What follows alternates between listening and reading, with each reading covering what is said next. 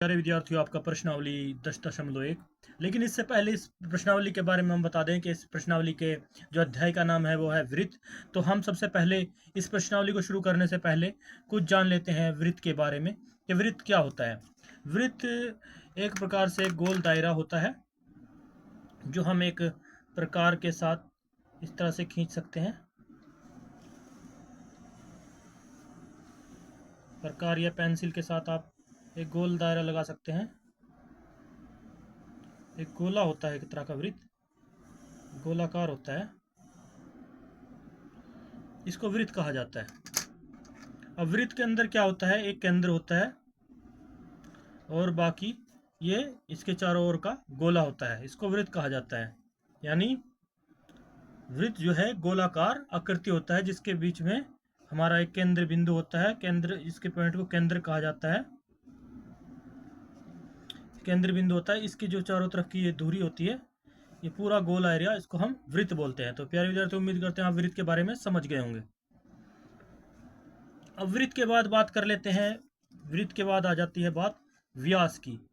तो व्यास क्या होता है? व्यास होता है प्यारे विद्यार्थियों, ये जो इसके बीच की दूरी होती है यहाँ से यहाँ तक, तो इसकी त्रिज्या होती है। हम पहले त्रिज्या की बात कर लेते हैं। त्रिज्या क्या होती है? त्रिज्या जो होती है वो केंद्र बिंदु से जो इसके पूरी जो परिधि है यहाँ तक की जो दूरी होती है, इसको त्रिज्या बोला जाता है। यहाँ से यहाँ तक, इस बात को हम क्या बोलते हैं? त्रिज्या। ये क्या होती है? यहाँ से यहाँ तक की त्रिज्या कहते हैं। इसको क्या कहते हैं? केंद्र बिंदु से जहाँ तक इसकी परिधि है उसको त्रिज्या बोला जाता है। तो बता देते हैं आपको त्रिज्या क्या होता है। त्रिज्या जो है इसको त्रिज्या बोला जाता है। इसको केंद्र बिंदु अगर हमारा ओ है तो यहाँ पर अगर ए है, यहाँ से यहाँ पॉइंट जो है ए लगा लिया, तो इसको हम ओ ए जो है हमारी त्रिज्या होगी। तो इसको अगर परिभाषा के तौर पे देखा जाए तो परिभाषा के तौर पर हम इसको लिख सकते हैं कि परिधि के, ये जो हमारी चारों तरफ की चक्कर है इसको हम परिधि बोलते हैं। परिधि के एक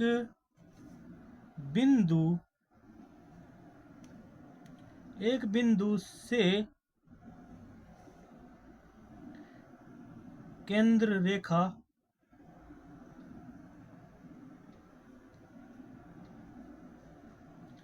केंद्र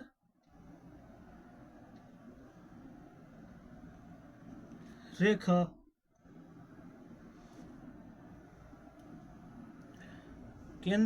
के जो केंद्र रेखा है, यानी परिधि के बिंदु से केंद्र रेखा, यानी यहाँ का परिधि है और यहाँ से केंद्र तक की रेखा जो हमारी त्रिज्या होती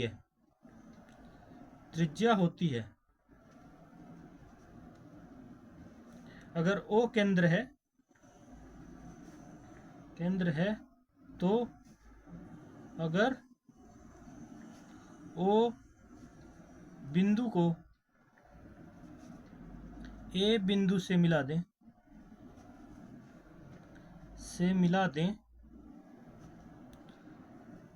तो वह हमारी त्रिज्या होगी।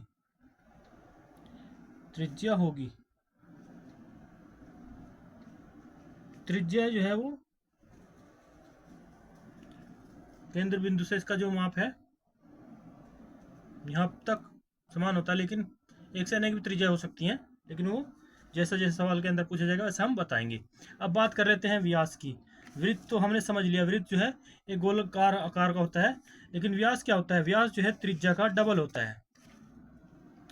यहाँ तक हमने देख लेता कि ये हमारी यहाँ से यहाँ तक की त्रिज्या है, लेकिन जो त्रिज्या से भी और आगे बढ़ा दिया जाए इसका पूरा का पूरा परिमाप, त्रिज्या का डबल, उसको क्या बोला जाता है? उसको हम व्यास बोलते हैं। इसको आधे पॉइंट को हम क्या बोलते हैं? त्रिज्या बोलते हैं। इस आधे पॉइंट को हम त्रिज्या बोलते हैं। और इस पूरे भाग को जो हम यहाँ से यहाँ तक हो गया, ये केंद्र बिंदु से पूरा मिलाकर, इसको हम व्यास बोलते हैं। ये त्रिज्या को जैसे अगर हम आर से डिनोट करते हैं तो इसके मल्टीप्लाई 2 करके व्यास के बराबर होगा, व्यास के बराबर होगा। अर्ध परिमाप भी कह सकते हैं इसको। तो व्यास की अगर परिभाषा की बात की जाए तो व्यास जो है परिधि से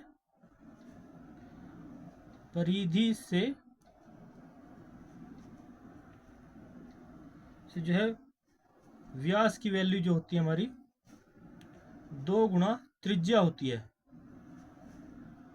त्रिज्या होती है 2 गुना त्रिज्या कह सकते हैं, या आर कह सकते हैं, इसको आर से भी डिनोट करते हैं। उसके बाद बात कर लेते हैं, एक वृत्त में त्रिज्या की संख्या जो है अनंत होती है। उसके बाद त्रिज्या की बात जो होती है, एक वृत्त में त्रिज्या जो है वो अनंत होती है, त्रिज्या की संख्या जो है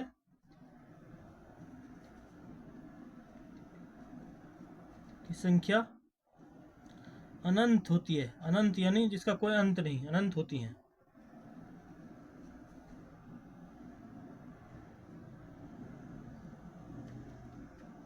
ये कुछ बातें आप नोट रखना पड़े माइंड में, जो हम बताते जा रहे हैं, अनंत होती है। तो ये कुछ मोटी मोटी बातें थी, हमने आपको त्रिज्या के बारे में बता दिया, वृत्त के बारे में बता दिया, व्यास के बारे में बता दिया।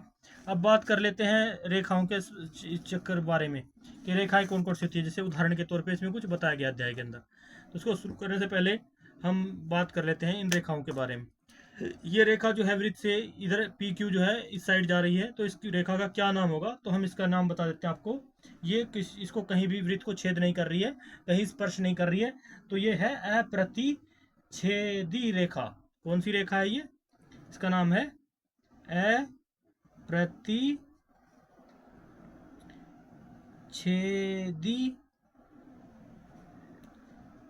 रेखा।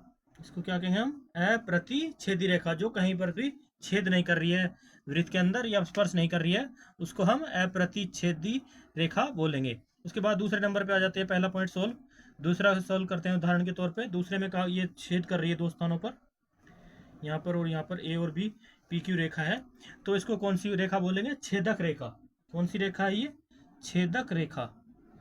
छेदक रेखा। आपको इसमें पता होना चाहिए कौन सी रेखा छेदक है, कौन प्रतिच्छेदी है और कौन अप्रतिच्छेदी रेखा है। ये अछेदक रेखा है। इसके बाद तीसरा पॉइंट आ जाता है एग्जाम्पल का। इसमें ये एक रेखा जो है एक बिंदु पर यहाँ पे स्पर्श कर रही है, तो ये कौन सी रेखा हो गई? स्पर्श रेखा। इसको बोलते हैं स्पर्श रेखा। स्पर्श रेखा, क्योंकि ये एक बिंदु को एक वहाँ पे स्पर्श कर रही है यहाँ पे, इसलिए इसको स्पर्श रेखा कहेंगे। तो ये इसकी परिभाषा है दोस्तों, आप आगे पढ़ेंगे इसकी रेखाओं के बारे में, जैसे हम बताते जा रहे हैं इनके बारे में मोटा मोटा ज्ञान, ये कुछ मोटा ज्ञान है।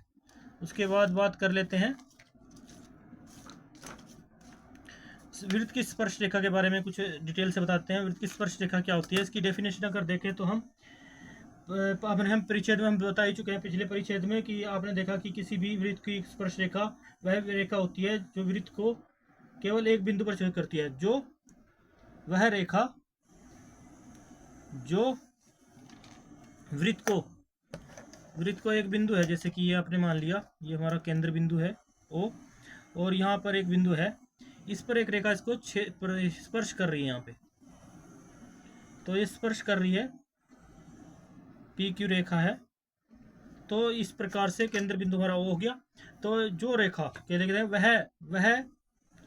वह रेखा जो वृत्त को केवल एक बिंदु पर प्रतिच्छेद करती है, छेद करती है, उसे स्पर्श रेखा या स्पर्श रेखा कहते हैं।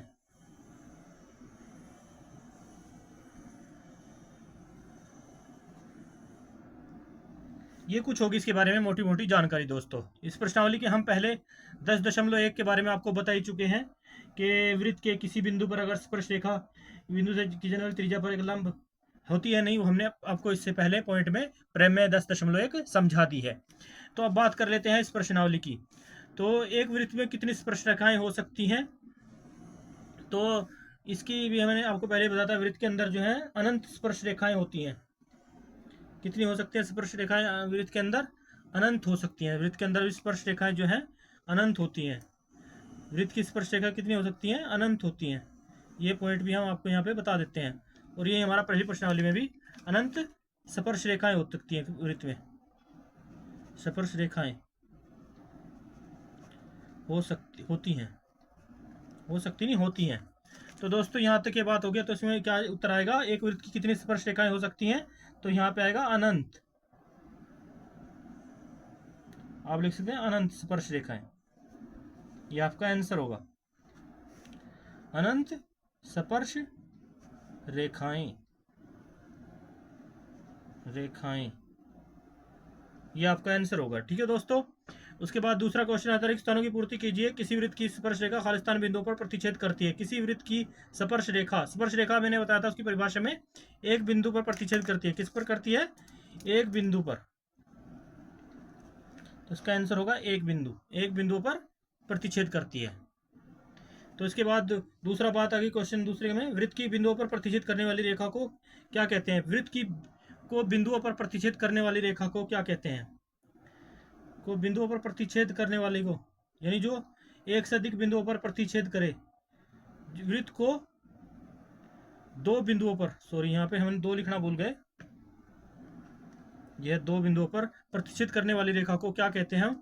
एक हमारा पास वृत्त है ये, और इसका एक बिंदु ये है और एक बिंदु ये है। अगर इसको और इसको ये आपस में छेद कर रही है, तो हम आपको सिर्फ एग्जाम्पल के तौर पे समझा रहे हैं यहाँ पे।